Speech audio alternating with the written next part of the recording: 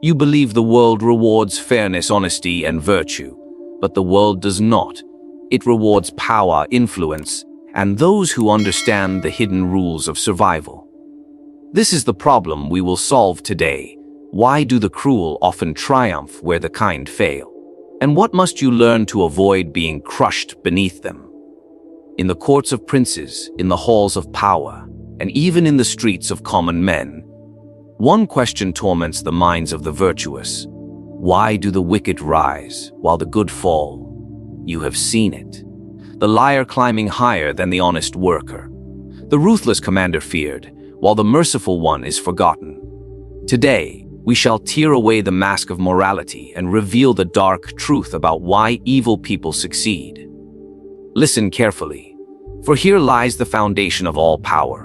Men like to believe the world is governed by morality, that goodness, fairness, and virtue shape the destiny of kingdoms. They comfort themselves with the illusion that justice always prevails, that honesty is rewarded, that kindness will return to them in equal measure. But look at history. Look at your own life. Do you see the righteous always rewarded? Do you see the virtuous always remembered? Or do you see that those who rise are not always the purest, but often the boldest, sometimes even the most ruthless? The truth is this: the world is not ruled by morality, but by necessity. Men desire to live in a moral order, but rulers and ambitious men cannot afford that luxury. When the survival of one's life, one's fortune, or one's state is at stake, the chains of morality break like weak rope in a storm. In such moments, it is not what is right that matters, but what is required.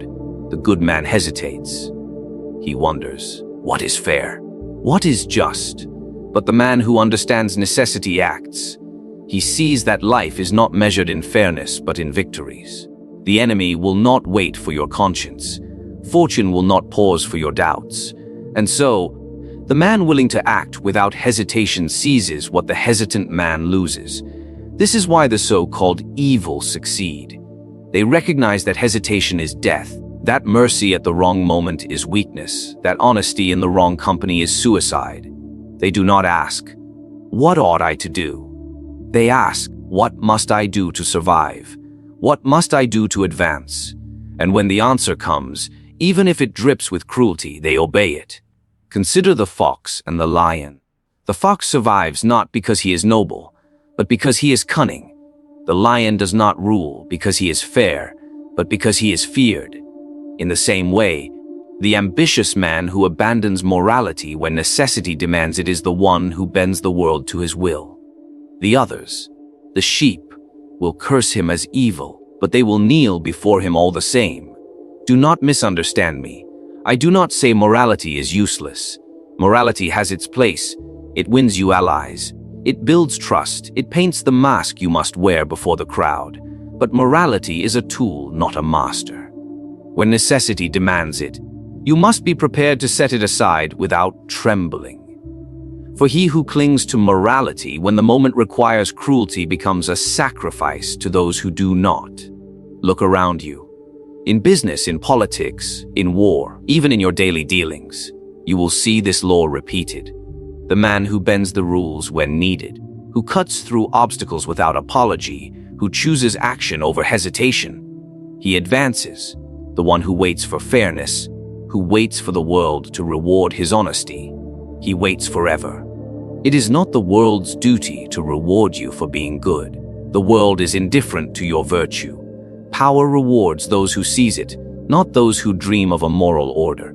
And so, those called evil are often nothing more than men unafraid to do what necessity demands.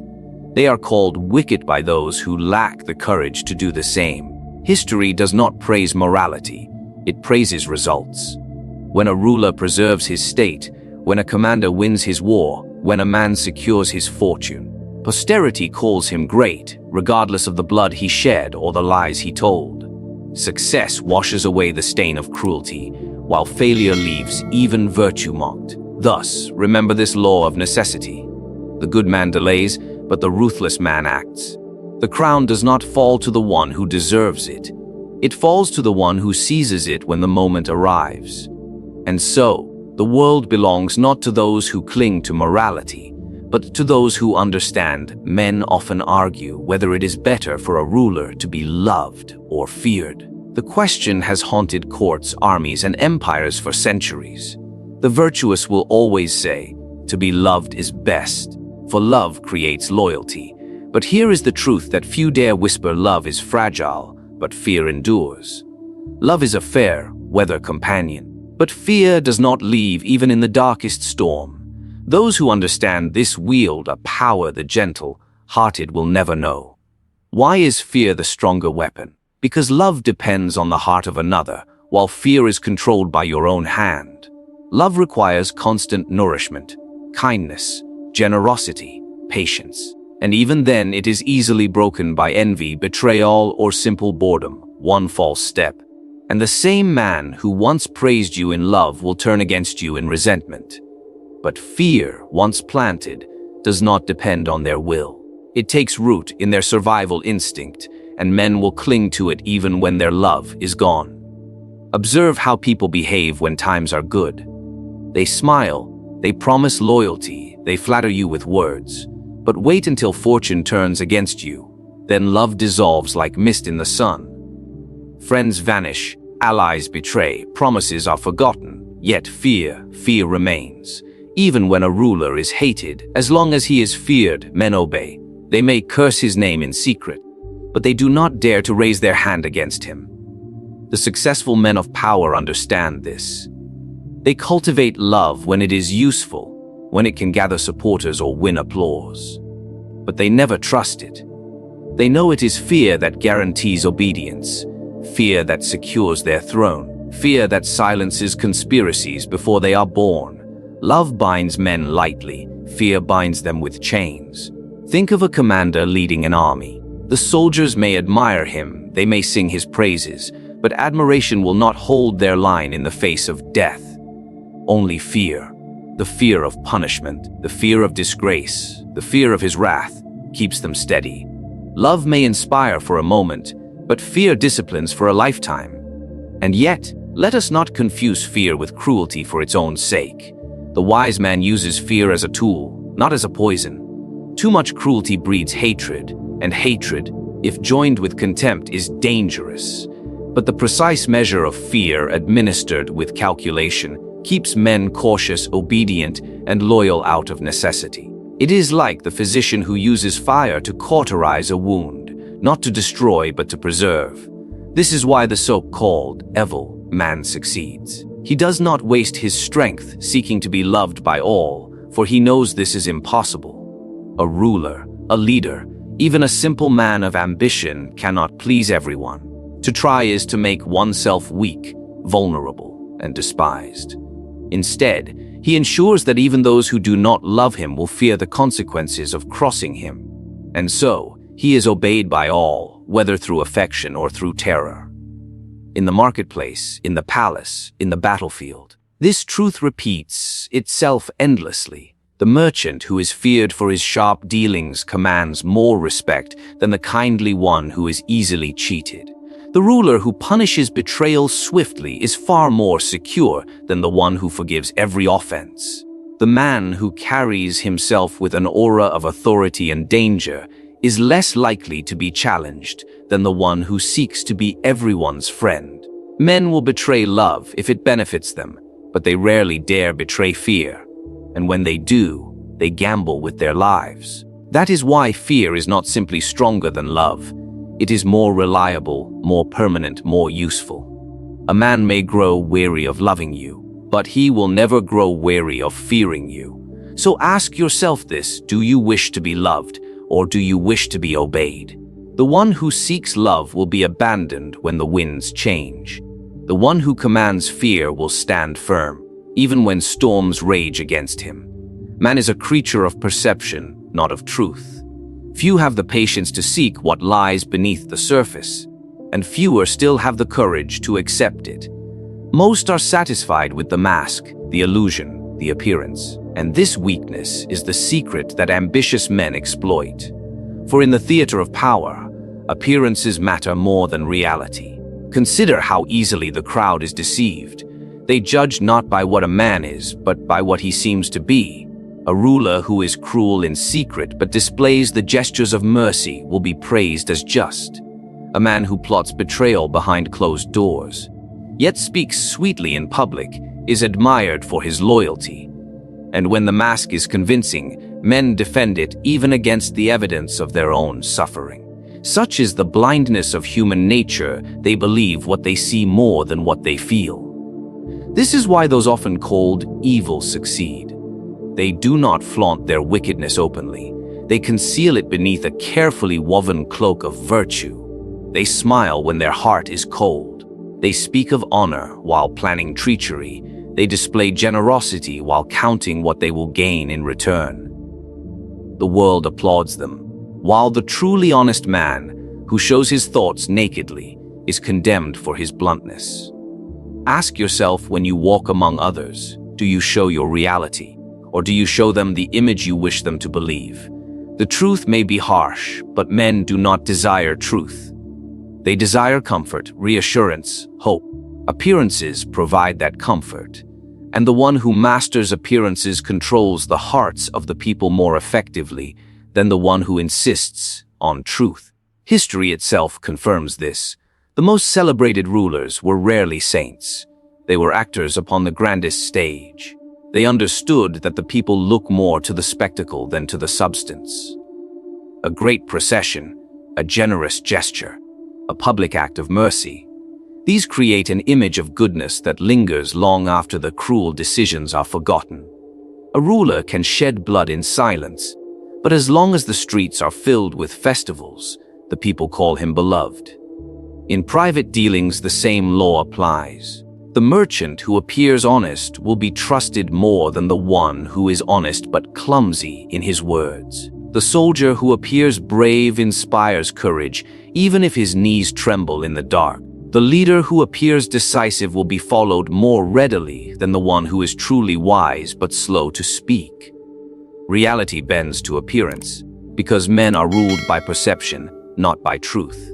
And so, the man who wishes to succeed must master the art of seeming. He must learn to wear masks as others wear garments, changing them with the occasion. In one room, he must appear merciful, in another, stern. To some, he must appear generous, to others, ruthless. But always, he must remember that it is not necessary to be these things. It is only necessary to seem them. For reality is hidden, locked in the private chambers of your mind. Appearance is public, visible, and powerful. Men do not carry lanterns into the depths of your soul. They glance at your face, they hear your words, they see your gestures. And in that shallow vision, they decide your worth. Master that vision, and you master them. This is the stage on which power is played. To appear virtuous while practicing vice. To appear strong while hiding weakness. To appear generous while calculating profit. These are the strategies of those who rise. They are not loved for what they are, but for what they seem. And in the end, what seems to be is more important than what is, because men act not on truth, but on perception. In the game of power, opportunity does not come dressed in silk, announcing itself with polite invitation. It arrives suddenly, often in the midst of chaos, when men are unprepared, when hesitation grips the timid. At such moments, fortune belongs not to the cautious, not to the gentle, but to the ruthless. For ruthlessness is not cruelty without reason. It is the refusal to let hesitation steal what might never return. Consider how most men act when opportunity appears.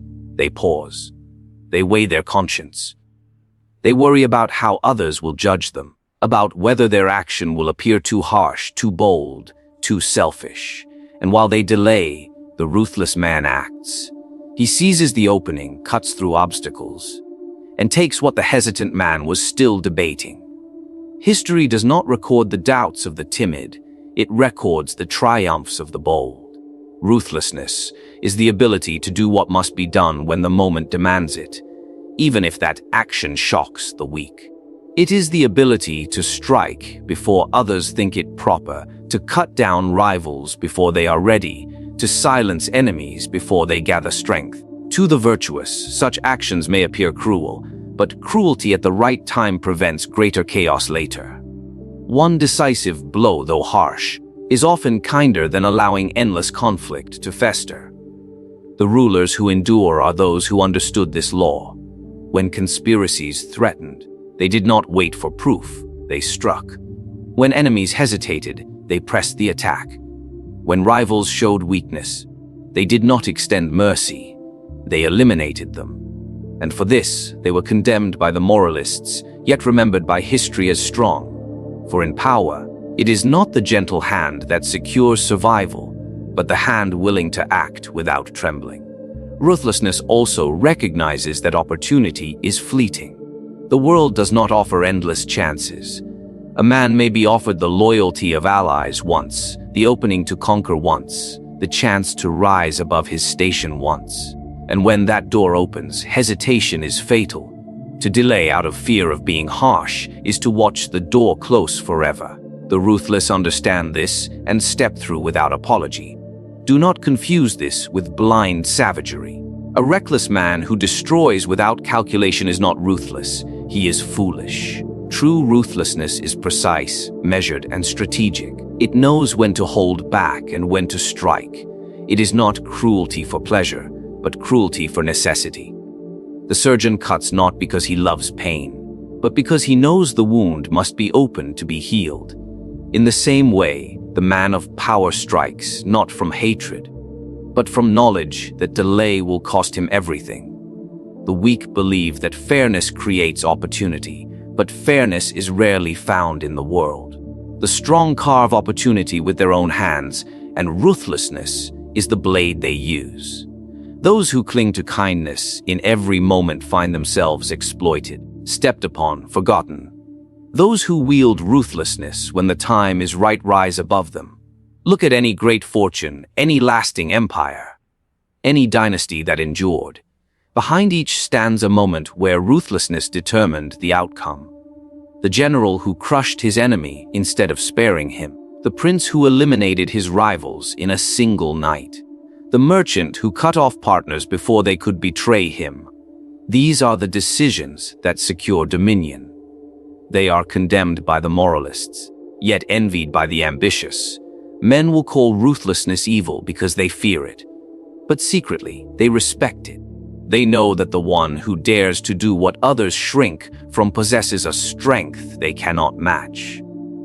And though they may whisper against him, they obey him all the same, for the ruthless man shapes events while the timid are shaped by them. In nature, weakness is never safe. The deer that limps is the first to be torn apart by wolves. The bird with a broken wing does not receive mercy from the hawk, and so it is with men. Weakness, whether in character, in resolve, or in the handling of power, is an open invitation for predators to strike. Those who appear soft, forgiving, uncertain, or incapable of defending themselves become easy prey. Men often believe that goodness will protect them, that kindness will earn them protection, that honesty will shield them from harm. But goodness without strength is nothing more than weakness disguised. Mercy without the ability to enforce respect is exploitation waiting to happen. Honesty without strategy becomes a confession handed to the very men who will use it against you. The wolves of this world do not spare the lamb because it is gentle. They consume it because it cannot resist. Weakness in leadership is the most dangerous of all. A ruler who shows himself indecisive, too forgiving, too trusting, invites conspiracies into his very court. His soldiers doubt him, his allies abandon him, his enemies circle like vultures. Even his people, who once loved him, will begin to despise him, for men do not respect those who cannot defend themselves. The weak are not pitied in power, they are despised. And once despised, they are overthrown. The same holds true in private life. The man who never sets boundaries, who allows insults to pass unanswered, who tolerates disrespect in silence, becomes the object of contempt. He believes he is earning peace, but in truth, he is only teaching others that he can be mistreated without consequence. The predator tests with small bites first, an insult, a slight, a small betrayal. If the victim tolerates it, The predator grows bolder until the feast is complete. Weakness teaches the strong that they may take what they please. This is why those called evil succeed. They recognize weakness for what it is, an opportunity. They exploit hesitation. They take advantage of mercy. They feed upon those who cling to virtue without the shield of strength. They know that men are not destroyed by cruelty alone, but by their inability to defend themselves against it. And so, when they see weakness, they strike quickly, knowing the weak rarely fight back. History provides countless examples. Kingdoms fall not always because of stronger armies, but because of weaker rulers. Empires crumble not from external pressure alone, but from rot within, cowardice, softness, the refusal to enforce discipline. In every age, the conqueror is not the one with perfect virtue, but the one who recognizes when weakness has left the enemy vulnerable. Weakness is the true disease. The conqueror is only the hand that delivers the final blow. Understand this: the world does not grant safety to those who display weakness. It only sharpens the appetite of those who seek advantage. If you forgive too easily, you will be betrayed again. If you are too honest, your secrets will be used against you. If you are too generous, you will be drained until nothing remains. Men respect boundaries more than kindness, and they fear strength more than they admire virtue. Weakness is not merely an individual flaw. It spreads like infection. A single act of hesitation encourages betrayal. One sign of mercy at the wrong time convinces rivals you lack the stomach to rule. One failure to answer an insult convinces others you will endure humiliation. Every small display of weakness multiplies until the predators no longer fear you, but circle around you as they would around a dying animal. To survive in such a world, one must remember that weakness is not neutral. It is provocative. It does not buy peace, it buys invasion. It does not inspire respect, it inspires contempt. And once contempt has taken root, there is no recovery. For men rarely follow those they have already judged unworthy of strength. Power is not free. It is not handed down by the heavens as a gift to the virtuous, nor does it fall into the lap of those who wait patiently. Power is costly, and its price is written in sacrifice. Some must pay with their reputation, others with their peace, still others with their blood. But always, a price must be paid. And this is why so often it is the so-called evil who rise, because they are willing to pay what the virtuous will not. Consider the ambitions of men. Many desire greatness, but few are willing to endure the trials that greatness demands. They want the throne without the enemies, the wealth without the risk, the influence without the betrayal. They want to rise, but not to stain their hands. And so they remain where they are, comforting themselves with the illusion that virtue alone will elevate them. But virtue does not pay the price of power. Sacrifice does. The ambitious who succeed understand this law. They are prepared to be hated if it secures their position. They are willing to lose friends if it preserves their strength. They are ready to betray alliances if it means survival. To them, reputation is useful only so long as it serves their ascent. Once it becomes a burden, they cast it aside without hesitation. They pay with what others cling to, and so they obtain what others only dream of. Look at rulers of the past. How many were praised for their goodness while alive? Few. Yet how many endured long enough to be remembered by history? Only those who accepted the cost of hard decisions. Mercy, when it endangered the state, was abandoned. Loyalty, when it threatened survival, was broken. Promises, when they became chains, were cast aside. These sacrifices were condemned by the moralists of their time, but history crowned them as great because they preserved their power when others lost it. The weak cling to comfort, and in doing so, they forfeit opportunity. They fear the cost of decisive action, so they choose hesitation instead. But hesitation itself is costly, and its price is often destruction. Better to sacrifice comfort and preserve power than to cling to comfort and lose everything. The one who rises accepts that sleepless nights, constant vigilance, and the hatred of others are not misfortunes, but the currency with which power is purchased. This truth extends beyond rulers and generals.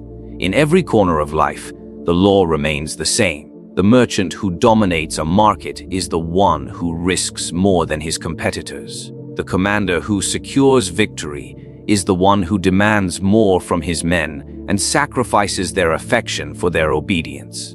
The man who rises in the court is the one who spends his honesty sparingly and his cunning generously. Power flows always toward those who are willing to endure what others refuse. And so, when men ask why the evil succeed, the answer is simple. They are willing to pay the price that the good are not. The good cling to their image, their conscience, their comfort. They seek to succeed without loss, to rise without sacrifice. But power is not so merciful. It demands blood from those who would hold it, and it punishes those who hesitate to pay. The so-called evil simply recognize this truth sooner, and by embracing it, they ascend while others fall behind. The path of power is lined with the remnants of those who desired it but would not sacrifice for it. Their names are forgotten, their virtue wasted, their dreams broken.